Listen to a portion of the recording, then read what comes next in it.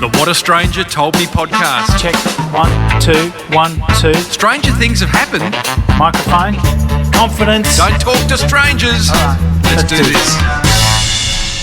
Excuse me, buddy. How are you?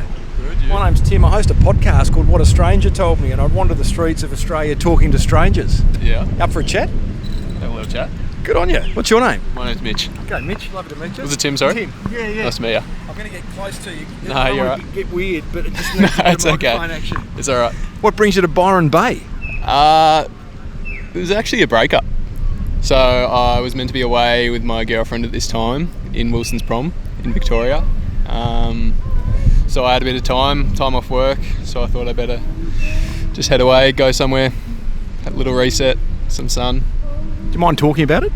The breakup. So it was ended on good terms. We're both still in contact. It was a mutual thing, just a bit of incompatibility in the end. So I guess that's a bit harder when there was no real issues, just like there's no bad blood, so it makes it a bit harder, I guess, but that was the gist of it. How long in, and tell me, you call it whenever you want to, how long into the relationship did you realise there was some incompatibility, and what was it? So we were dating for a year, and it was towards the end of it where we both realised that she needed a lot more from someone that I could give her. So that was kind of it. But there's hopes in the future that it might work out down the time, but just not now. You kicking yourself? A little bit. It's my first breakup, so it's a weird thing to go through. But it's kind of nice to have some time and just reflect on it all. I get the sense you really like this girl. Yeah, she was a good girl. Like, obviously, couldn't say a bad word about her. But no, it kind of gives me some time to do the things I want to do. Like, I've wanted to travel for a while, so hopefully that's something I can follow now and pursue. Tell me, people handle breakups in different ways. We've all been through them. Yeah. What have you found out to be the strategy that works best for you at the moment? Well, I've been fortunate or unfortunate enough to be working a lot, so that's kept me pretty busy. And I'm a support worker, so it's like I'm forced to Get out of your head. be social, and it's all about someone else. So that's been a good distraction, and then other than work, I'm just trying to exercise and get out and about as much as I can.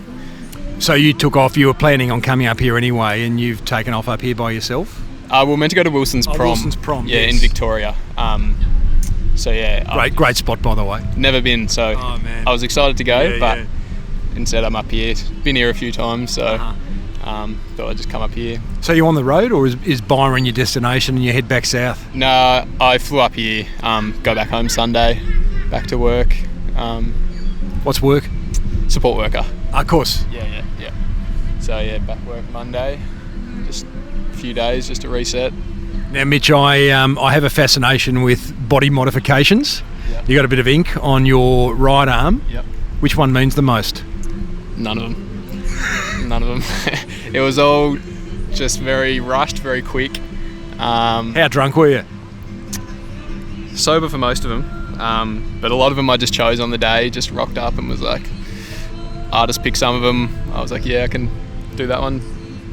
Are you full of regret around those then, if none of them mean anything to you? Nah, there's no regret.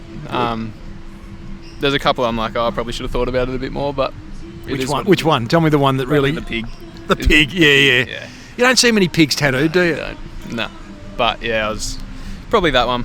But other than that, I've got a few on my leg, on my chest, and I'm pretty happy with the others. Good, man. Yeah.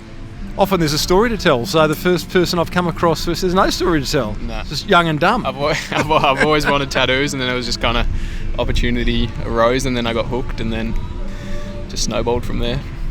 I hate to go back to the relationship thing, Mitch, but I am fascinated. We're all in them. Yep. What have you learned about love? It was also my first breakup, first relationship. So it was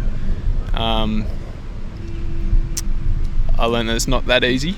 There's a lot of work you got to do. Because you got to keep yourself happy and also keep another person happy. There's another person in your life that you got to devote your life to as well, which was a concept I struggled to grasp for a bit. Would you say you're selfish? I'd say I'm stubborn, not selfish.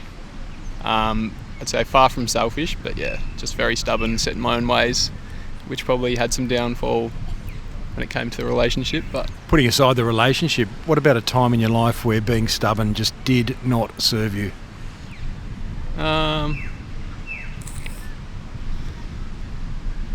I think I'm stubborn in a good way in terms of I'm stubborn to benefit myself, so I don't think it ever does disjustice to me, I guess. Isn't that being selfish? Potentially, but Maybe. I'm doing it for the benefit of me, so Yeah, that's right. I don't think And they certainly say when we're doing hard times, whether it be a breakup or whatever it may be, that you've got to look after yourself first. Yeah. And that's one thing I've been doing, especially coming up here, just get away from it all, have a break. Have you found yourself being social, or or you've sort of gone into your shell? Up here. So I only got here yesterday, and just wanted a beach day. I'm meeting up with a few guys later on to go for drinks. You open to meeting someone? Not up here. It's only been a few weeks, so it's still pretty fresh. That's a long way down the track. You're a support worker. Is that a career for you that you see doing into the long term, or is there something else? Nah, not a career. I've got no clue what I want to do. It's just a nice, rewarding job where it pays the bills in the interim, and I can still have a social life outside of it. So, when you say you have no idea what you want to do, how old are you, if you don't mind me asking? 24. You really got no idea? Like no idea? No idea. Got nothing. Is that exciting? It's a bit scary. Do you feel like you should have an idea? Sometimes I do, but Why? I don't know. There's a lot of my friends have their careers sorted, but then the people I live with at home, they're all in similar positions to me, so it's kind of refreshing to have the people around me just also have no clue. But If there were no restraints, budget, expectations, money, resources, knowledge, what would you want to do with your life?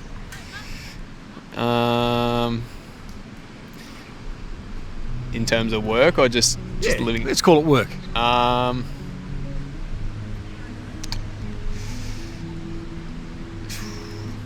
I've always thought about zookeeping, but that's something that's just really hard to get into. Enjoy being with animals and looking after animals, but Did you have an animal growing up? yeah, I've had dogs and cats and birds, fish, you name it. We've had a few, just ferrets, lizards, snakes. Yeah, we've had lots. Why? A lot of it was because of my brother. He had just big passion for animals. So he worked at a rescue shelter, so he'd just often just bring home rescues and then they'd live with us. And then How fantastic. Yeah. So was the Mitch family home a bit of an all creatures great and small environment, which is an old BBC show if you don't know what I'm talking about? Yeah, wouldn't have a clue. It was a bit later on in life when my brother moved out and I lived with him. That's when it kind of became a bit more chaotic with all the animals. It was pretty normal for the first part, just dogs, cats, and then turned into everything else. But I get the sense from you that they've really helped you be the person that you are and the way you sort of manage, drama and trauma, and you seem fairly level-headed. yeah, I'd say I am. Are you saying the animals have helped? Yeah. Yeah, Maybe you don't know. They just... I wouldn't know it, but Yeah. potentially. Who knows? Yeah. I'm not here to diagnose. Hey man, I hope you really work it out, and I'm sure things will, I'm sure you'll have a fun night tonight. That's a good start. Yeah, no, hopefully. Yeah, cool. Thanks for your time. No, all good. Nice Good to on meet you, you. Mitch. Thanks, man. See you later. I really appreciate you talking.